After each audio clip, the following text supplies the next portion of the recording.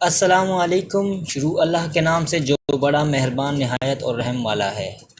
तो आज का हमारा ट्यूटोरियल जो है वो मल्टीप्लिकेशन टेबल का है कि पाइथन प्रोग्रामिंग के अंदर हम मल्टीप्लिकेशन टेबल कैसे बना सकते हैं, वो भी यूज़र इनपुट के साथ। इसमें कोई मुश्किल नहीं है, आसान है। जस्ट लूप का यूज़ होगा हमारा, लेकिन जो ख़ास है वो एंड में है। और ख़ास क्या है कि यूज़र अगर इनपुट देता है 4, लेट्स सपोज, तो हमारा जो आउटपुट है वो 1 से लेकर 4 तक सारे टेबल प्रिंट होनी चाहिए। ये हम सीखेंगे आज इसमें एक नई चीज़, क्योंकि टेबल तो आपने बहुत से ट्यूटोरियल्स देखे होंगे कैसे बनता है। क्योंकि नेस्टेड लूप में जाने से पहले मैं चाहता हूँ कि हम जो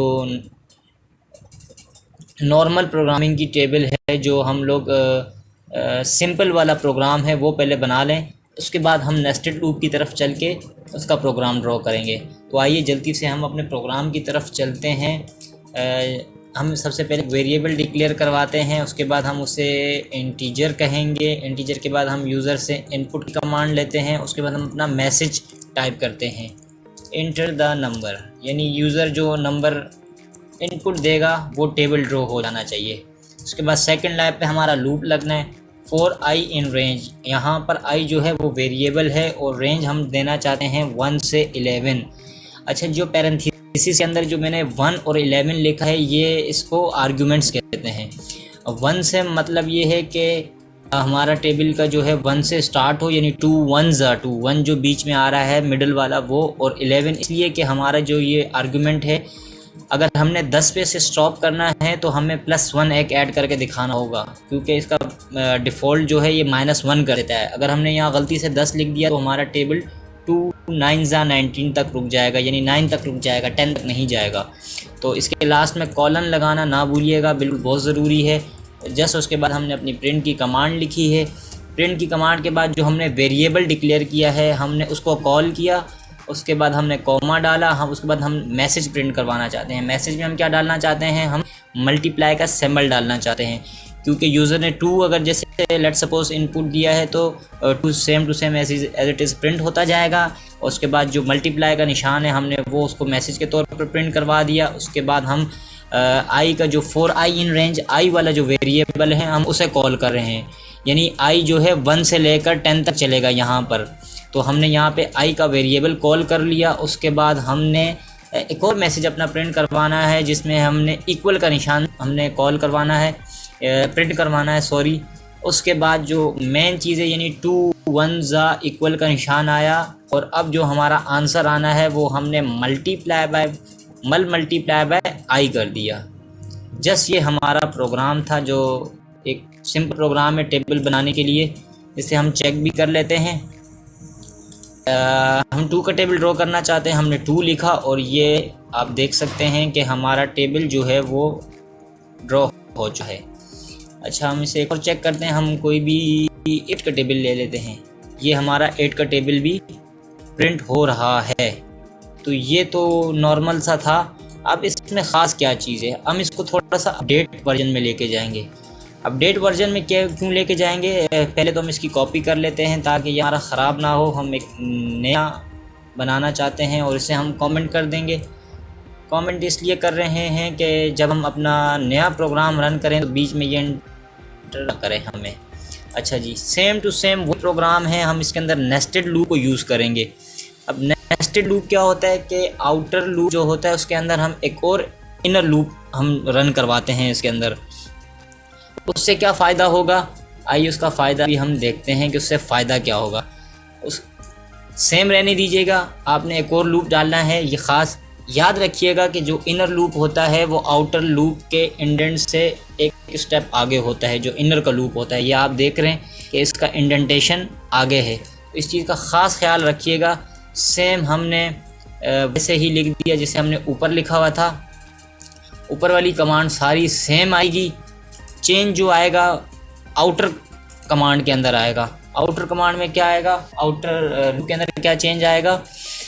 यहाँ पर हम जो है क्या चाह रहे हैं कि टेबल कहाँ से स्टार्ट हो। ठीक है, जो आउटर लूप है इसमें हम चाहते हैं कि जब यूज़र 4 डाले तो हम 1 से टेबल स्टार्ट करना चाहते हैं। 1 का प्रिंट हो, 2 का प्रिंट हो, 3 का हो, 4 का। तो 1 रहने देंगे। अगर हम चाहते हैं नहीं 2 से प्रिंट हो तो 2 कर देंगे। फ़िलहाल हम इसे 1 रहने देते हैं। और जो हमारा मल का वेरिएबल था, जो भी यूज़र मल का वेरिएबल देगा, यानी कि लेट्स सपोज मल में उसने इनपुट दिया 2 इनपुट दिया, तो जब पहले 1 का टेबल ड्रॉ होगा और इनर लूप को चलाता हुआ वो आउटर लूप में आएगा, तो उसके अंदर उसके बाद उसने इसमें +1 कर देना है ताकि 2 का टेबल भी प्रिंट हो। उसके बाद वो इनर लूप में आके फिर उसका लूप चलाएगा। ठीक है, यहाँ तक आपको तो समझ आ गई होगी। कॉलन डालना ना भूलिएगा दोनों के अंदर, ये बहुत ज़रूरी चीज़ है। अच्छा, अब जो आखिरी चेंज आता है इसका इंडेंटेशन भी आगे जाएगा, ये ख़ास ख्याल रखिएगा। पाइथन में इंडेंटेशन बहुत ज़रूरी है। अच्छा, अब हम आगे चलते हैं। यहाँ थोड़ी चेंजिंग होगी। अब जो है आउटर लूप का जो आई है वो पहले प्रिंट होगा। ठीक है, उसके बाद मल्टीप्लाई का निशान सेम रहेगा। अब क्योंकि उसके अंदर इनर लूप चल रहा है, क्योंकि पहले जो हमारे प्रोग्राम में चल रहा था 1 से 11 तक की काउंटिंग, वो अब इनर लूप में आ चुकी है, आप ये देख सकते हैं। तो यहाँ पे हमारा जे आएगा। ठीक है जी, इक्वल का निशान सेम रहेगा, जस्ट यहाँ पे छोटी सी चेंजिंग होगी। यहाँ मल की जगह आई हो जाएगा और आई की जगह इनर लूप का जे आ जाएगा। बस ये हमारी छोटी सी चेंजिंग थी जो नेस्टेड लूप, यानी एक लाइन की हमने एडिशन की। और अब इससे फ़र्क देखें क्या पड़ता है। अब हम इसे रन करते हैं। हम पहले सिंगल सिर्फ 2 का टेबल के चाहते हैं, हम 2 का टेबल ड्रॉ हो जाए। तो ये देखें आप, 2 के टेबल से पहले उसने क्या से लिया, 1 के टेबल से, यानी वो 1 का टेबल भी प्रिंट कर रहा है। 1 1 ज़ा 1, 1 2 ज़ा 2, ये 1 10 ज़ा 10 तक आया। उसके बाद उसने 2 का टेबल स्टार्ट किया, क्योंकि यूज़र का ने 2 इनपुट डाला था, इसलिए उसने पहले 1 और 2 दोनों लिए। 1 क्यों लिया, क्योंकि हमने यहाँ पर 1 लिया हुआ है, जो आउटर लूप था उसमें हमने 1 लिया है। अगर यहाँ हम 2 लेते और यूज़र 2 डालता तो सिर्फ 2 का टेबल प्रिंट होता। इसे हम चेक भी करते हैं फर्दर मोर। अच्छा, इसके दरमियान हमने देखा कि गैप नहीं आ रहा है, तो गैप लाने के लिए हम लोग क्या करेंगे, एक लाइन और प्रिंट करवाएंगे। और प्रिंट के अंदर हम अपना ये /n जो होता है न्यू लाइन के लिए इस्तेमाल होता है। इसका फ़र्क अभी हम देख लेते हैं। ये अभी हम 3 तक हम चाहते हैं कि 1 से लेकर 3 तक जो है टेबल प्रिंट हो जाए। तो हमने यहाँ यूज़र ने इनपुट दिया 3। ये अब आप देख सकते हैं कि 1 का टेबल प्रिंट हुआ पूरा, 2 का टेबल प्रिंट हुआ, उसके बाद 3 का टेबल प्रिंट हुआ।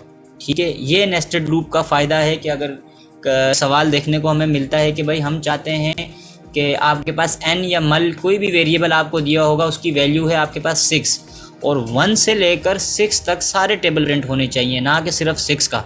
तो उसके लिए हम नेस्टेड लूप यूज़ करते हैं, ये आप याद रखिएगा। नेस्टेड लूप लगाना बहुत आसान है। इंडेंटेशन का ख्याल रखना है। नई लाइन के लिए हमने प्रिंट /n किया था, ये भी बिल्कुल इजी है। अब यहाँ पर चेंजिंग करके देखते हैं। जैसा कि मैंने आपको कहा, यहाँ हमने इनिशियल उसको 1 दिया हुआ है। अगर हम इसे इनिशियल को 2 दे देते हैं तो इससे क्या फ़र्क पड़ेगा, इससे फ़र्क अभी हम करके देखते हैं। हम वही 3 वाला लेते हैं वापस से। हमने 3 लिया और आप यहाँ देख सकते हैं कि अब उसने 1 का टेबल प्रिंट नहीं किया, अब उसने 2 से स्टार्ट किया। क्यों, क्योंकि हमने उसे इनिशियल 2 दिया हुआ है उसके आउटर लूप के अंदर, तो इसलिए उसने 2 से स्टार्ट किया। जो भी आपकी नीड होगी, जो क्वेश्चन में पूछा गया होगा, आपने वो यहाँ पर रखना है। फ़िलहाल हम 1 को ही रहने देते हैं और हम एक दफ़ा और चेकअप कर लेते हैं। अब हम चाहते हैं कि भाई हम 100 तक टेबल्स चाहते हैं, और 100 तक टेबल्स, ये आप देख सकते हैं कि 100 तक टेबल जो हैं ड्रॉ हो चुके हैं। 1 से लेकर 2 3 4 5 6 7 8 9 10 11 12 13 14 15 16 17 18 19 20 और ये कंटिन्यू चलता जा रहा है। और आप देख सकते हैं जस्ट 4 to 5 लाइन की कोडिंग है और 100 तक टेबल हमने प्रिंट कर लिए। क्योंकि हमने एक सादा जो टेबल हमने पहले ड्रॉ किया था, जो नॉर्मल था, जो सिंगल टेबल का था प्रोग्राम, वो जस्ट 3 लाइन का था। और नेस्टेड से हमें क्या फ़ायदा है, नेस्टेड से हमें ये फ़ायदा है कि एक लूप के अंदर दूसरा लूप चलाना हमें आ गया। एंड सेकंड ये कि हमें एक रेंज के अंदर हमें टेबल प्रिंट करने आ गए कि भाई अब अगर हमें सवाल में देखने को मिलता है 1 से लेकर 1000 तक मुझे टेबल प्रिंट करने हैं, तो कैसे होगा, उसमें ये नेस्टेड लूप लगेगा। नेस्टेड लूप होप सो आपको समझ आ गया हो। अब इंशाल्लाह अगली नई वीडियो में हम कोई नई चीज़ लेकर आएंगे इंशाल्लाह। तब तक के लिए दें इजाज़त। अल्लाह हाफ़िज़।